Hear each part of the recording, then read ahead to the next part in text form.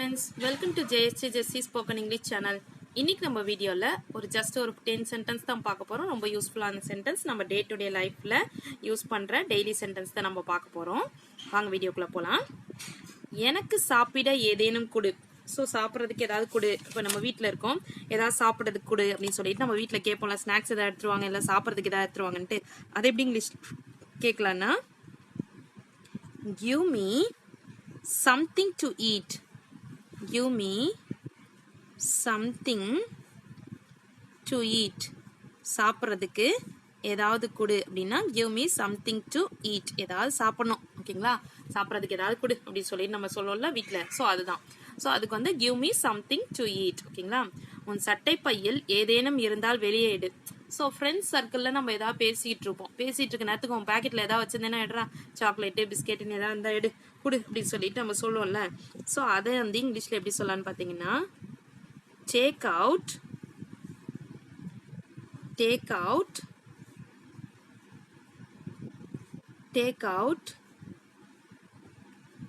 anything you may have in your pocket.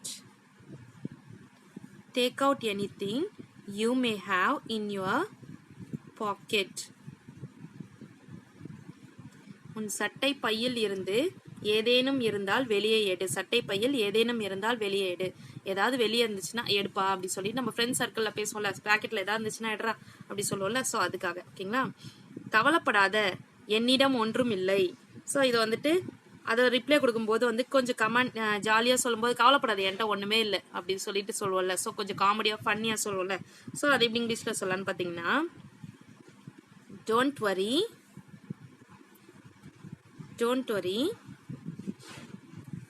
I don't have anything.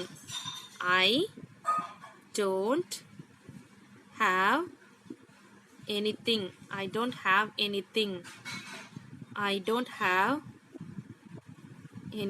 Don't worry.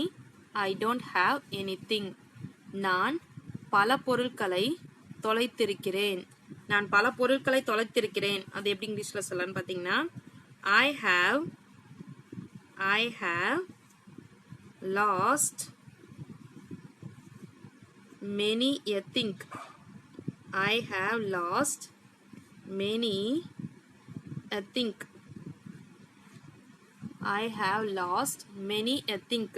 நான் பல பொருட்களை தொலைத்திருக்கிறேன். நான் நிறைய பொருளை வந்துட்டு என்ன பண்ணிட்டேன், தொலைச்சிட்டேன், ஓகேங்களா? யாராவது வந்திருக்கிறீர்களா? ஸோ இப்போ வாசல்ல இருக்காங்கன்னா நம்ம வந்து ஃபர்ஸ்ட் கதவு திறக்கிறதுக்கு முன்னாடி யாராவது வந்திருக்கீங்களா, யாரு அப்படின்னு சொல்லி நம்ம கேட்போம்ல. ஸோ அதுக்கு வந்து இங்கிலீஷ்ல எப்படி கேட்கலான்னு பார்த்தீங்கன்னா, has someone come.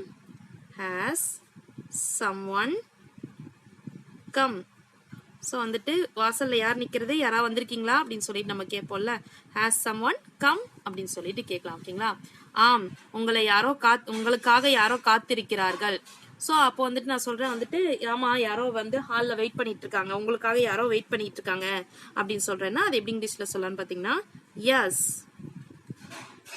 somebody is waiting for you. Yes,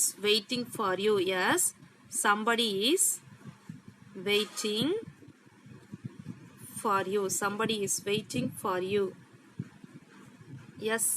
is waiting for you. வீடு முழுவதும் சத்தமாக இருந்தது. இருக்குது. என்ன இது, ஒரே வீடு ஃபுல்லா சத்தமா இருக்குது அப்படின்னு சொல்லி நம்ம கேட்போம்ல.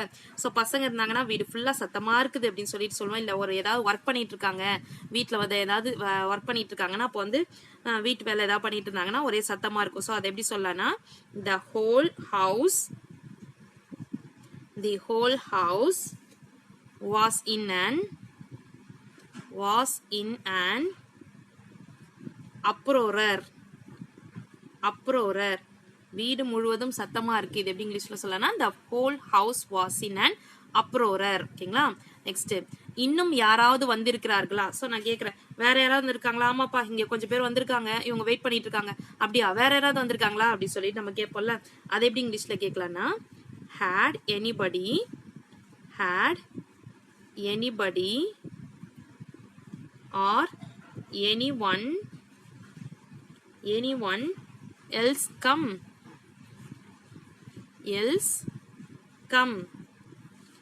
had anybody or anyone else come had anybody else come had anyone else come அப்படின்னு சொல்லலாம் ஓகேங்களா ஒன்னு anybody யூஸ் பண்ணிக்கோங்க இல்ல anyone யூஸ் பண்ணிக்கோங்க had anybody else come இல்லனா had anyone else come அப்படின்னு கூட சொல்லலாம் ஓகேங்களா இங்க யாரும் வரலப்பா அப்படி சொல்லிட்டு இப்ப நான் சொல்றேன் இங்க யாரும் வரல அப்படி சொல்றதுக்கு இங்கிலீஷ்ல எப்படி சொல்லலாம்னு பாத்தீங்கன்னா nobody இல்லனா no one came here nobody இல்லனா no one came here இந்த வீட்டின் ஒவ்வொரு பொருளும் உங்கள் உபயோகத்திற்கு உள்ளன இந்த வீட்டின் ஒவ்வொரு பொருளும் உங்கள் உபயோகத்திற்கு உள்ளன சோ இத எப்படி சொல்றதுன்னா இந்த வீட்ல இருக்க எல்லா பொருளும் உங்களுக்காக தான் வச்சிருக்கோம் அப்படி சொல்லிட்டு சொல்றோம் இப்போ யாராவது நம்ம வீட்டுக்கு வந்திருக்காங்க எல்லாமே உங்களோட யூஸ்க்கு தான் வச்சு எடுத்துக்கோங்க அப்படி சொல்லிட்டு சொல்றோம்னா அது எப்படி இங்கிலீஷ்ல சொல்லலாம்னா everything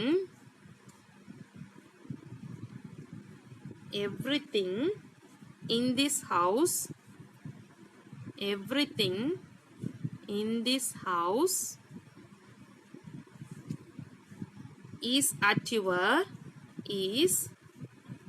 your disposal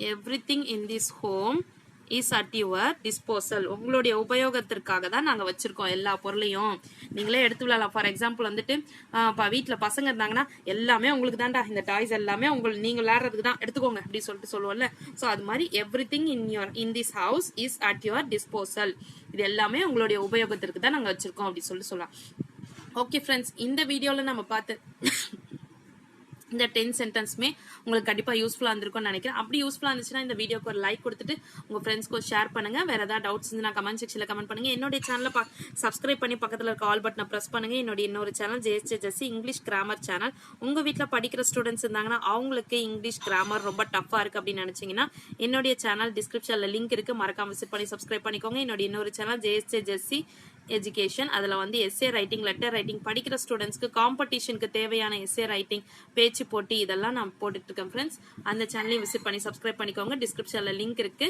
thanks for வாட்சிங் we will meet in the next video bye bye see you take care god bless you